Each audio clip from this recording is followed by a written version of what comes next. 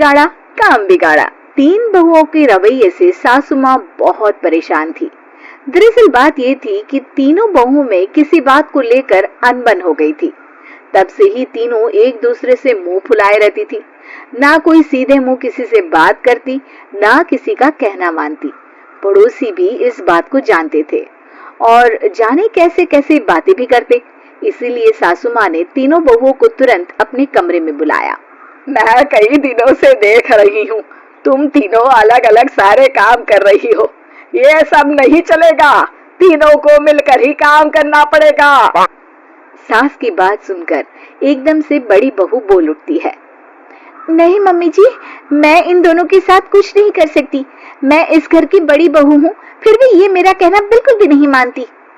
अरे जेठानी जी, जानबूझकर मुझे डबल काम करवाती है आप। और छोटी मुझसे टेढ़े मुंह ही बात करती है। इन दोनों के बीच हमेशा सैंडविच बन जाती है मेरी, और मैं हमेशा आलू की तरह बीच में मसली जाती हूँ। मम्मी जी, इन दोनों को लगता है कि मैं छोटी हूँ तो इनके पैरों तले दब जाऊंगी, लेकिन नहीं, मेरा भी उतना ही अधिकार है जितना इन दोनों का है। बढ़िया ही दोनों मेरी चुगली करने के लिए, मुझे क्या कम समझ रखा है। तीनों बहू एक दूसरे से बहस करने लगती है और सास दोबारा ये देखकर टेंशन में आ जाती है और सबसे कहती है, चुप हो जाओ, अब से तुम तीनों सारे काम एक साथ करोगी।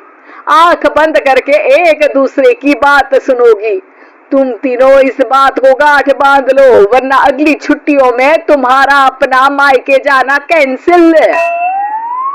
सास की बातें सुनकर डर के मारे तीनों हामी भर देती है।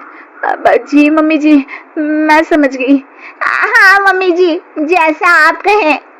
आप जो कहेंगे मैं वही करूंगी। तीनों बहू सास की बात को गांठ बांध लेती है और वादा करती है कि अब से सारे काम वो तीनों एक साथ मिलकर ही करेंगी। ये सब देखकर सास खुश हो जाती है और वहां से चली जाती है। नीचे जाकर वो देखती है कि घर में शर्मा जी आए हुए होते हैं। सास जोर से आवाज लगाकर कहती है, अरे बहू, जरा चाय बनाकर तो लाना, शर्मा जी आए हैं। सास की बात सुनकर तीनों बहू तुरंत किचन की ओर भागती है और चाय बनाना शुरू कर देती है। मुझे तो एकदम मसाले वाली कड़क चाय पसंद है, तो हम शर्मा जी के लिए मसाले वाली चाय ही बनाएंगे।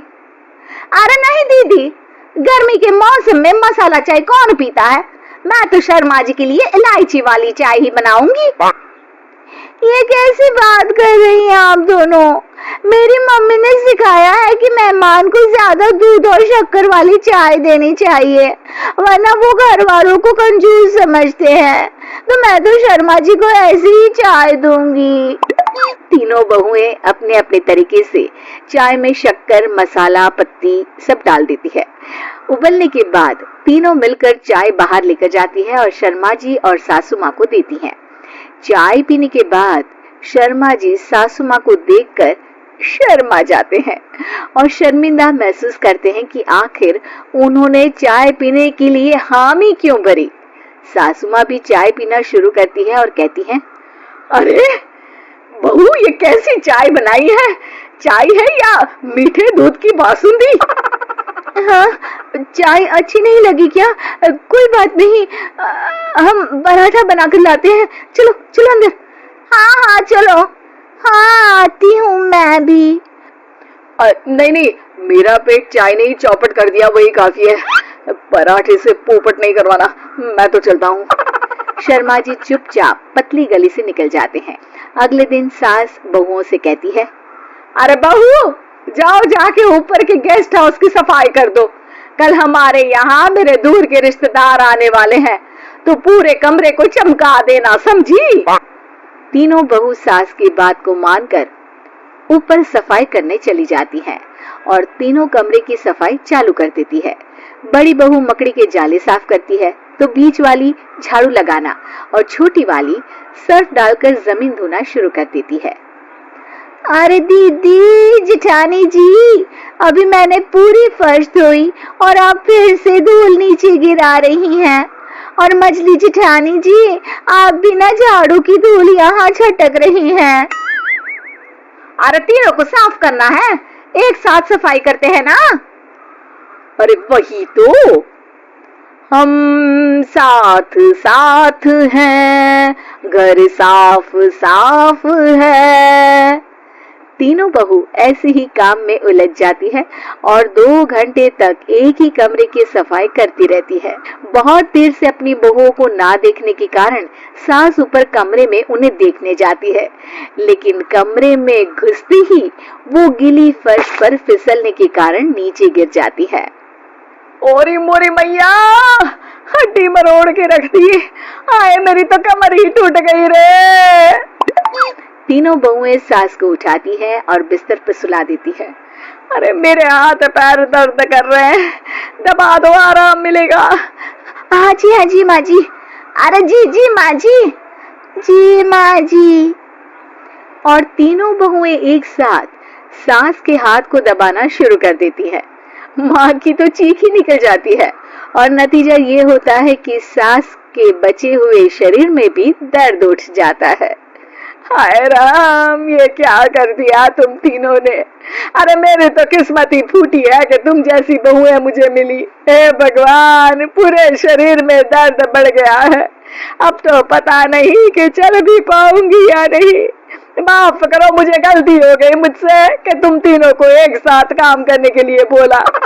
सोचा था तीनों मिलके अच्छे से काम करेगी, लेकिन बड़े बुजुर्ग सही कहते थे कि 3 तिगाड़ा काम बिगाड़ा।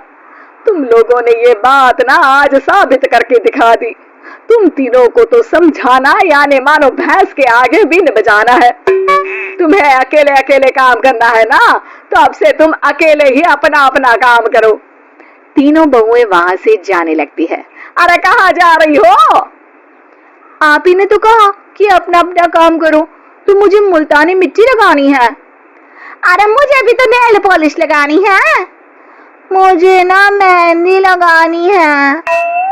सास अपना सर पीट लेती है और कहती है, अरे मुझे भी लगाना है कुछ। क्या माँ जी? क्या माँ जी? क्या माँ जी? तुम्हारे घर वालों को फोन तुम्हारी हरकतें बता